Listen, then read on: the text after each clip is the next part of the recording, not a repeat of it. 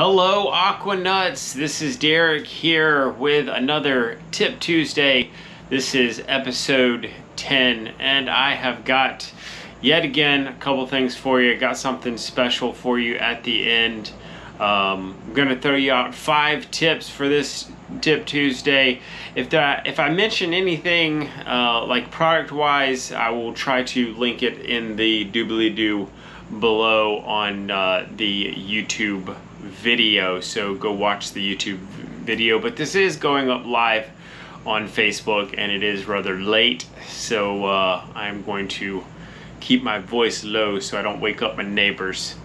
Anyway, tip number 1, someone asked, can you change the diameter of the returns for your eyeballs if you don't have enough pressure for your pressure side cleaner? Can you make them bigger or smaller? And the answer to that is yes. So the eyeballs that are inside your pool, you can get those in different diameters. You can also get them in different shapes. There's one that almost looks like it's a plug, but it has a slit on the bottom to shoot water down or to the side, or however you want to shoot the water. They come in a lot of different shapes, but if you have a pressure side cleaner and it's just not quite getting enough pressure, then yes, you can get a smaller diameter opening for the eyeballs. For any of the people that are watching this live, if you have questions, I'll be happy to answer them live. Just leave it in the comments and I should be able to see. Number 2, this is something that is going around on all of the Facebook groups, and that is putting copper pipes in skimmers. No, you should not put copper pipes in skimmers. People are going to like Home Depot or Lowe's, cutting up some pieces of copper tubing, putting it in their skimmers and saying that that's making their water crystal clear and clean and all that. And all it's really doing is killing algae, and it's going to be effective at doing that. But it's no different than a couple of years back, people were throwing pennies in their pool to keep their water clear. It's just getting rid of algae. That's all it's doing. You still have to maintain your water chemistry, but here's why you should not do that. That's putting basically just straight copper into your water, versus if you use a product like Pool RX, that copper is different. That is chelated copper. And to put that in simple terms, chelated copper means that it is bound up in the water and that it won't fall out and do stuff like turn your hair green and make the lining of your pool, so your pool wall and floor, put green stains on there. Whereas the copper tubing, that will. So as the water dissolves the copper tubing, that will put copper into your water. And it's basically the same thing if you have a pool heater and that starts to go bad. It's the same exact thing. If you have a pool heater, you're slowly putting copper into your pool if you get the chemistry off. And that's when you're going to start seeing blonde-haired people. Their hair is going to start to turn green, and you're going to start to see some green stains on your pool walls.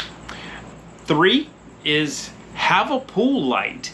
Whether you have an in-ground pool or an above-ground pool, having a light is just a really good safety feature, and the aesthetics of it is absolutely fantastic.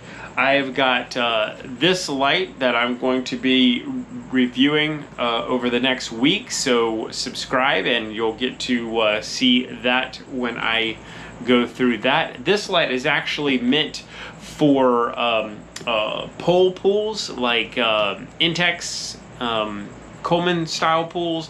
That's what that light is designed for, because they really don't have a good option for lighting. Also, like my personal pool, before I sold my house, I had 7 lights in it. So I had 3 in the walls, 2 on the tanning ledge, and then 2 on the two fountains. Having lights just makes your backyard look really good. That's a great tip. And if someone happens to wander into your pool at night and you start to miss them or whatnot, if the lights are on in your pool, you'll be able to find them.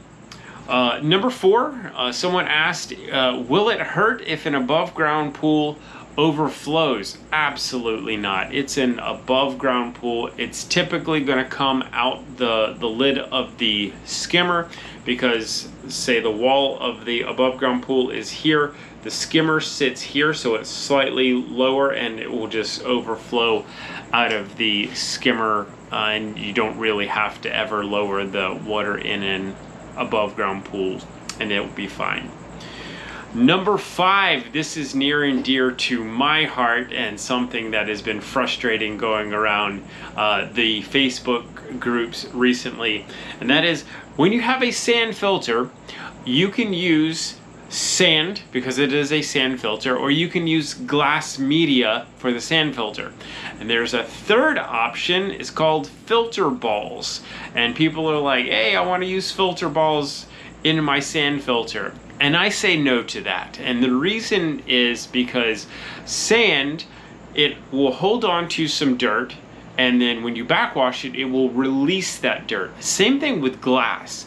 But the filter balls don't seem to do that as effectively. It's basically like having a cartridge filter that you can't clean, because those filter balls, for those of you who don't know, God bless you, but they're basically like little cotton balls. So imagine taking all the sand out of your sand filter and just filling that vessel up with cotton balls, and that's basically what filter balls are.